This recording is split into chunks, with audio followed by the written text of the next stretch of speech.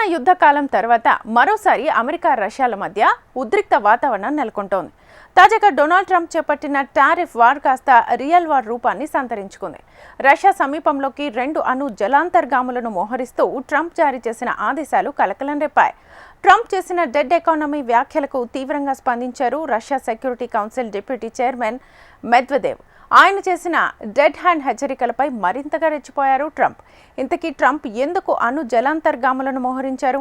అసలు ఈ dead hand ఏమిటి అనే చర్చ మొదలైంది. అగ్రరాజ్యాలు అమెరికా, రష్యా మధ్య ఉద్రిక్తతలు ఒక్కసారిగా పెరిగిపోయాయి. అమెరికా అధ్యక్షుడు డొనాల్డ్ ట్రంప్, రష్యా మాజీ అధ్యక్షుడు దిమిత్రీ మెద్వెదేవ్ల మధ్య కొనసాగిన మాటల యుద్ధం ఏకంగా అణ్వస్త్ర మోహరింపునకు దారితీసింది. తాజాగా అమెరికా తన 2 జలాంతర్గాములను రష్యా సమీపంలో మోహరించింది. ఈ మేరకు ఆదేశాలు జారీ చేసినట్టు అమెరికా అధ్యక్షుడు డొనాల్డ్ ట్రంప్ తన సోషల్ మీడియా హ్యాండిల్ ట్రూత్ సోషల్లో ప్రకటించారు. రష్యా మాజీ అధ్యక్షుడు, ఆ దేశ security council deputy chairman Dmitry Medvedev చేసిన డెడ్ హ్యాండ్ హెచ్చరికలకు ప్రతిస్పందనగా ఆయన ఈ నిర్ణయం తీసుకున్నారు. అవి మతిలేని రెచ్చగొట్టే ప్రకటనలు. నిజంగానే అలాంటి పరిస్థితి తలెత్తే ఆస్కారమే ఉంటే ధీటుగా స్పందించేందుకు ఈ నిర్ణయాలు తీసుకోవాల్సి వచ్చింది. 2 సబ్మెరైన్లను సరైన ప్రదేశాల్లో మోహరించాల్సిందిగా ఆదేశించా అని వివరించారు. అమెరికా అధ్యక్షుని చర్యలను తప్పుబట్టింది రష్యా.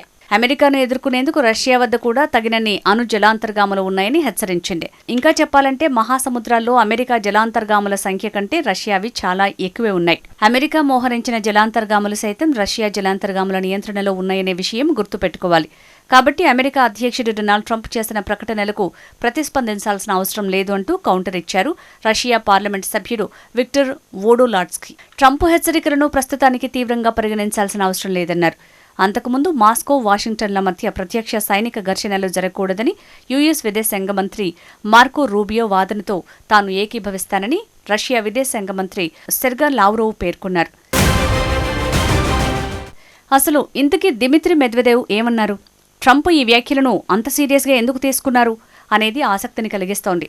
ఇటీవల అమెరికా అధ్యక్షుడు డొనాల్డ్ ట్రంప్ చేసిన వ్యాఖ్యలను సీరియస్గా తీసుకుంది రష్యా. భారత్పై 25% విధించిన సుంకాలు ఆగస్టు 1 నుంచి అమల్లోకి వస్తాయని ప్రకటించిన ట్రంప్ రష్యాతో సన్నిహిత సంబంధాలపై విరుచుకుపడ్డారు. భారత్, రష్యాలు భారీ స్థాయిలో వాణిజ్యం చేస్తున్నాయంటూ తన అక్కసును వెళ్లగక్కిన విషయం తెలిసిందే. పతనమైన తమ ఆర్థిక వ్యవస్థలను ఈ 2 దేశాలు మరింత దిగజార్చుకుంటాయని ట్రంప్ ఆరోపించారు. రష్యా, అమెరికాలు కలిసి ఎటువంటి వాణిజ్యం చేయవు, దీన్ని ఇలాగే కొనసాగిద్దాం. విఫలమైన మాజీ అధ్యక్షుడు మెద్వెదేవ్ ఇంకా ఆ పదవిలోనే ఉన్నాడని అనుకుంటున్నారు. ఆయన మాటలు చూస్తుంటే చాలా ప్రమాదకరమైన పరిస్థితుల్లోకి వెళ్తున్నట్టు అర్థమవుతోందని విమర్శించారు. Oh yeah, well we had to do that. We just have to be careful. And a threat was made and we didn't think it was appropriate, so I have to be very careful. So I do that on the basis of safety for our people. A threat was made by a former president of Russia and we're going to protect our people. Well, you just have to read what he said. He was talking about nuclear. When you talk about nuclear, we have to be prepared and we're totally prepared. అయితే America అధ్యక్షుడు చేసిన వ్యాఖ్యలపై ఆగ్రహించారు Russia మాజీ అధ్యక్షుడు, ఆ దేశ భద్రతా మండలి ఉప చైర్మన్ దిమిత్రీ మెద్వెదేవ్. సోవియట్ కాలం నుంచి ఆటోమేటిక్ అణ్వాయుధ సామర్థ్యాలు కలిగి ఉందన్న విషయాన్ని అమెరికా అధ్యక్షుడు గుర్తుంచుకోవాలన్నారు. ఓ మాజీ అధ్యక్షుడి మాటలకు అమెరికా అధ్యక్షుడు వణికిపోతున్నారని అన్నారు. భారత్, రష్యా పతనమైన ఆర్థిక వ్యవస్థలుగా పేర్కొనడంపై మెద్వెదేవ్ స్పందిస్తూ ది వాకింగ్ డెడ్ చిత్రాలను గుర్తుంచుకోవాలని, అవి ఎంత ప్రమాదకరమో ఆలోచించుకోవాలన్నారు. రష్యా, ఇజ్రాయెల్ లేదా ఇరాన్ మాదిరిగా కాదని ప్రతి హెచ్చరిక కూడా ముప్పేనన్నారు. యుద్ధం వైపు ఓ అడుగు అని పేర్కొన్నారు.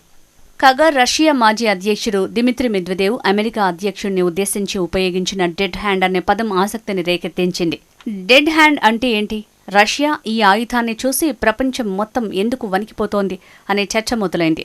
ఇది నాటి సోవియట్ యూనియన్ అభివృద్ధి చేసిన ప్రచ్ఛన్న యుద్ధకాలం నాటి వ్యవస్థ.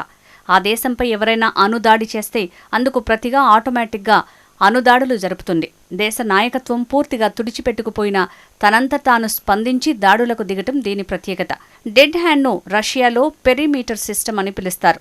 ఒక మాటలో చెప్పాలంటే దీని అర్థం మరణించే వరకు ప్రతీకారం తీర్చుకునే యంత్రం. అంటే రష్యాపై ఇంత పెద్ద అణుదాడి జరిగితే దాని నాయకులందరూ చంపబడతారు లేదా మొత్తం కమాండ్ చైన్ నాశనం అవుతుంది.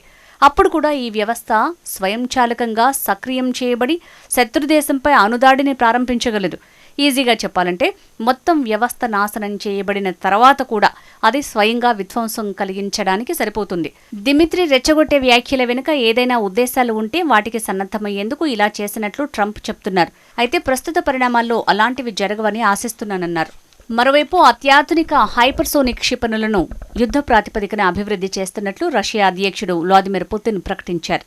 ఈ ఏడాది చివరిలో వాటిని బెలారస్లో మోహరించే యోచన ఉందని తెలిపారు. ఈ క్షిపణులకు సంబంధించిన పనులు చురుగ్గా సాగుతున్నాయని తెలిపారు. సంవత్సరాంతానికి ఉత్పత్తి మొదలవుతుంది. ఉక్రెయిన్తో యుద్ధంలో ఖండాంతర ఒరేషినిక్ బాలిస్టిక్ క్షిపణి, దానికి సంబంధించిన ఆయుధ వ్యవస్థలను గత అక్టోబర్లో పుతిన్ రంగంలోకి దించారని వెల్లడించారు. సంప్రదాయ అణు వార్హెడ్లు రెండింటినీ మోసుకు వెళ్లగలగటం దీని ప్రత్యేకత. లక్ష్యం భూమిపై ఎక్కడున్నా ఇప్పటికైనా ఈ క్షిపణులు ఆదుకోవాల్సిందే. ఇవి దాదాపుగా మాక్ 10 వేగంతో దూసుకువెళ్తాయి అంటూ ఒరేషినిక్ సామర్థ్యాలను వివరించారు పుతిన్.